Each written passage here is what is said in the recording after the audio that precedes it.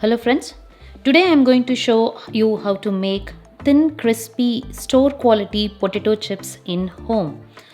So for that the ingredients we need are russet potatoes, 2, salt, chili powder. You can have your own choice of spice powder, maybe barbecue or any spice powder you wish. And we need either lime, 2 lime, or the vinegar. These are the two options. I'll explain why. And we need oil for frying. The reason why we need lime or vinegar is we need to take off the starch from the potatoes, and vinegar or lime is going to help us with that. Vinegar has up to 5 to 8% of acidic content compared to the lime, which is 6%, so it makes it as an easy helper. We can have and opt whatever we have in home. And the potatoes, why we need to choose russet instead of the red potatoes is red potatoes are smooth and creamier, and it is used for more soups and side dishes. Compared to that, the russet potatoes are mealy, that means it has grainy like texture, which is meant to do for French fries, and it is very great at mashing. It will hold on to its shape when we fry it, and the red potatoes are going to lose it when we fry, so russet potatoes is the good option. So let's see how to make it now. At first I am going to peel the skin. It is optional. If you want, you can hold on to the skin. And then I'm going to drop it in the water, which will stop it getting oxidized.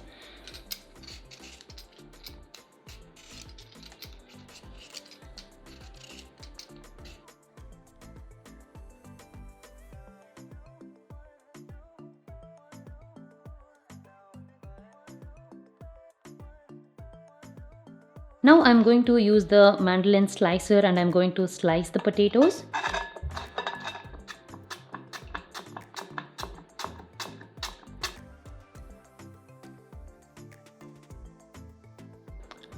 I have got all my potatoes sliced now. It's very thin. I have used mandolin slicer.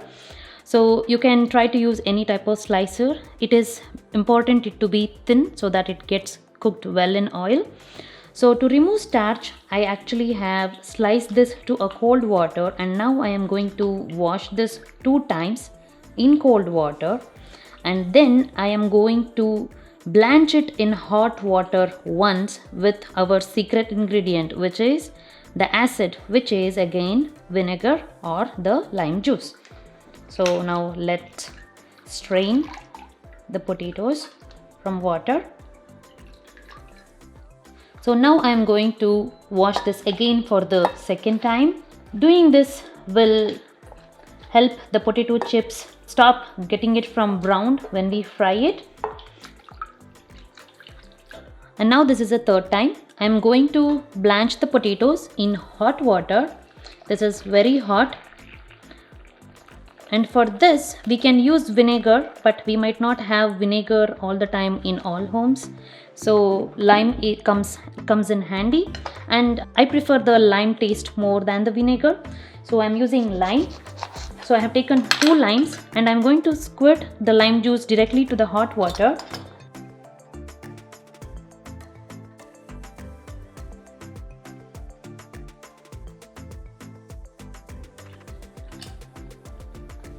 Give it a stir,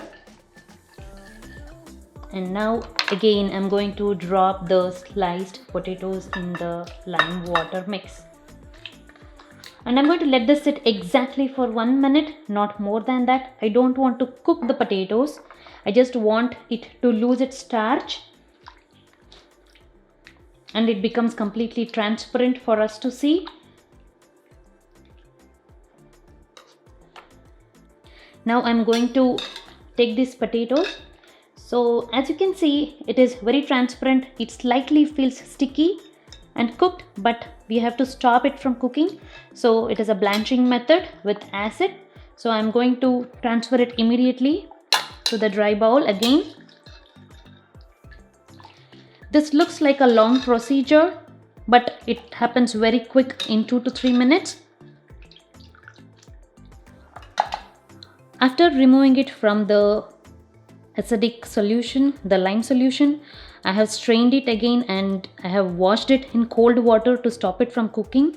So now I am going to pat dry this so that I can remove some excess water, and when I'm dropping it in oil, it's not going to splutter.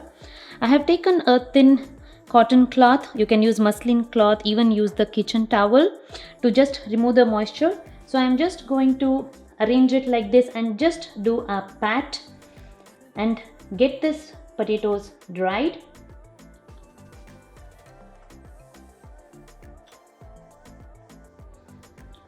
I'm just going to dab once or twice, and now my potatoes are moisture free and it is ready to get fried in oil. Now I have got the potatoes dried. We can see already it's slightly turning brown, and I have got the oil ready. I have taken a big pan with little oil so that I am giving it more space for the potatoes to move around, and I have got the bowl which I have kept it ready. Once my potatoes are taken off the oil, I am going to drop it directly to the bowl. So take a small pile of potatoes and start dropping it in the oil. To check whether the oil is hot or not, we can just drop a small piece. If it comes sizzling up, that means oil has come to the heat which we need. So now I'm going to drop it. Be quick in dropping.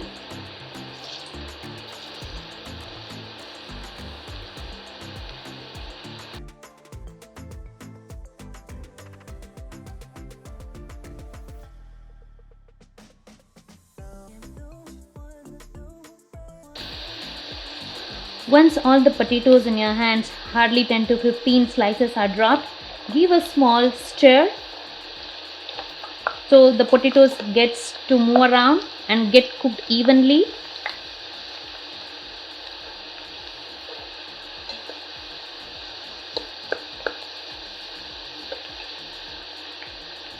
I can see some of the potatoes are getting slightly roasted. Our potatoes are fried evenly. Now it's time for me to lift it from the oil, and I can see it very crisp and it just breaks with a crunch. So as I keep the potatoes for longer, I can see the corners getting oxidized and it's starting to get brown. This is my last batch. This mild oxidization of course gives us very good golden brown color chips. It really doesn't harm or bother us, but it is good to fry soon. And this is my last batch. I had to cook it with 2 to 3 batches, drying and frying simultaneously.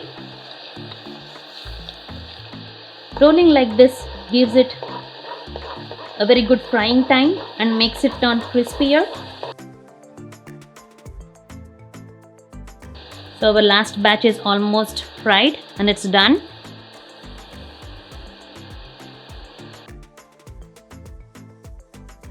Now I have fried all my potatoes and my potato chips are ready. It's crunchy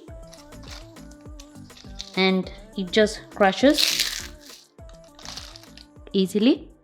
And now it's time for us to enhance its flavor by adding some salt and spice.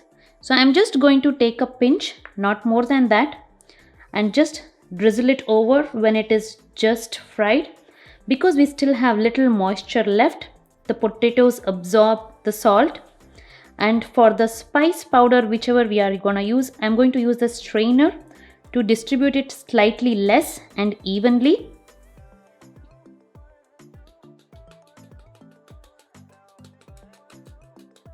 Not too much nor too less. And then I'm going to just toss it and mix it. And now my potato chips are ready to be served. Thank you for watching. Please subscribe to Charyas Kitchen for more videos, tips and tricks. Thank you.